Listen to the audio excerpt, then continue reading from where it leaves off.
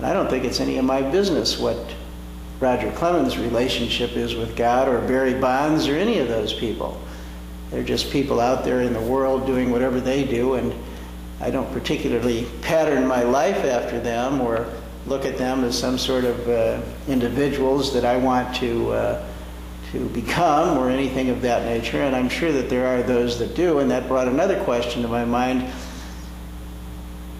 is when I look at baseball figures and look at this situation, is I know that there are millions of children out there that have emulated Roger Clemens and have always looked at him as a person of being of integrity and high moral value, and that people have wanted to pattern themselves after that and not get into the use of steroids or illicit drugs or anything of that nature. They want to remain as the image that was portrayed of him by the news media, of someone that was pure and had a great deal of integrity.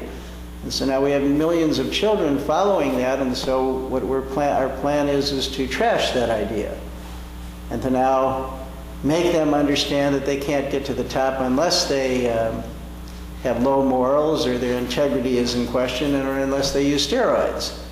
I'm not sure that's a good replacement for where I would like our children to be headed, and I'm not sure why we'd want to single those people out. And the other thing that bothers me about it is, as we choose those at the top of the game, why do we not spend much time on those in the rank and file that do the same thing? And I guess because it's not noteworthy or it doesn't have news value. The whole point of it to me is I don't think it has anything to do with truth. I don't think it has anything to do, I think it has a lot to do with voyeurism, or that penchant the United States public has for viewing what others are doing in their life. You know, whether it's Britney Spears or any other figure out there, we have this same thing. We like to look and we like to gossip. And in fact, as we look around and we see the who have become the icons of our society, we can tell very readily that we're very voyeuristic. And I don't know what that has to do with truth. That just has to do with living in life and where our particular interests are, where our minds get turned to. But it doesn't have anything to do with truth, certainly in the realm of what your relationship is to God, what your relationship is to your inner self, what your relationship is to your integrity. I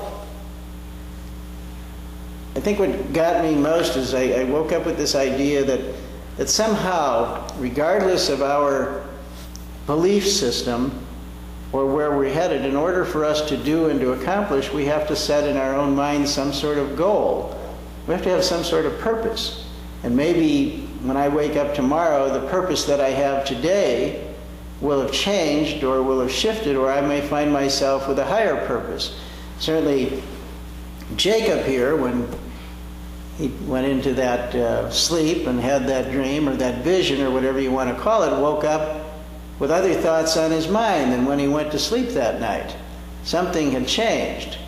And I think we all look for that uplift, for that change in our lives, for it brings us to some higher purpose, for doing something more than we're presently doing.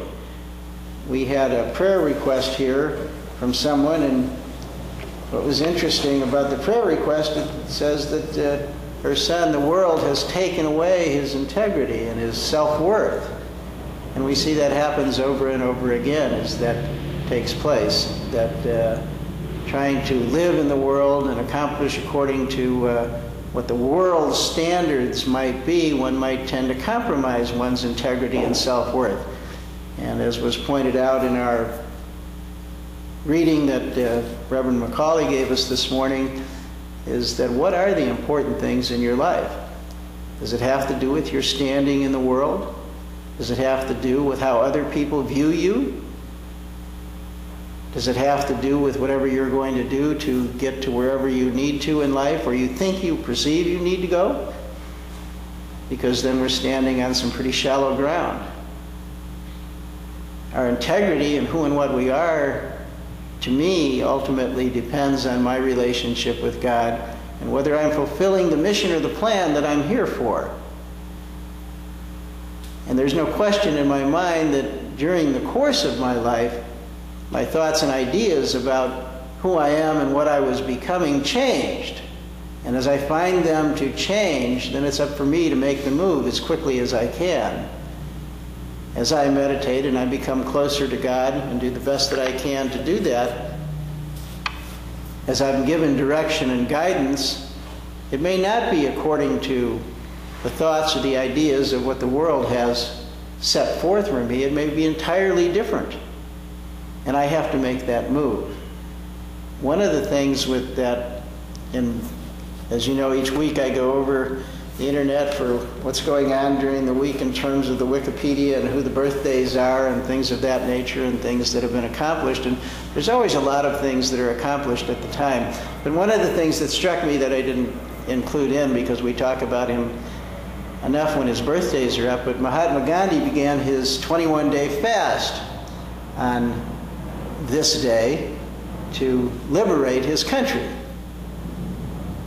Now, we all know the end of that. Now, Gandhi is one of those characters that seem to be going along in life and have something to do and have a particular purpose, and all of a sudden that changed. And it changed dramatically. Dramatically. Boy, that's a contraction between dramatic and radical, right? So we'll have to coin that in, dramatically. All right. So it changed very dramatically at that point of his life. And he became something he never thought he would ever become. But it did change. And then his life unfolded. Only because he got what I might want to call guidance isn't the right word, but he came up with in his life a direction or a purpose. And that direction or purpose was not what it had once been. And I think for each of us, we have to look at it and understand that at various stages of our lives, our direction and our purpose changes. And we have to look at that. And certainly as we grow in the knowledge of God and as we grow in Christ consciousness, which is the aim for each of us here, as that becomes our mission, then we know that our purpose has to change. Because as we become closer to that principle, the principle has work for us to do.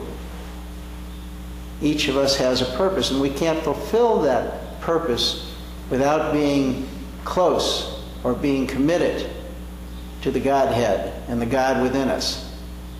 So part of looking for truth is to stay away from whatever the current news is, whatever is going on in the world, and allowing that to influence our lives.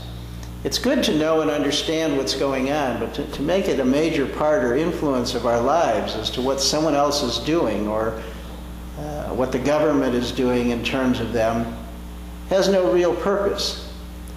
It doesn't get us any closer to who and what we're supposed to be, and it certainly takes and distracts us from our becoming the best that we can be.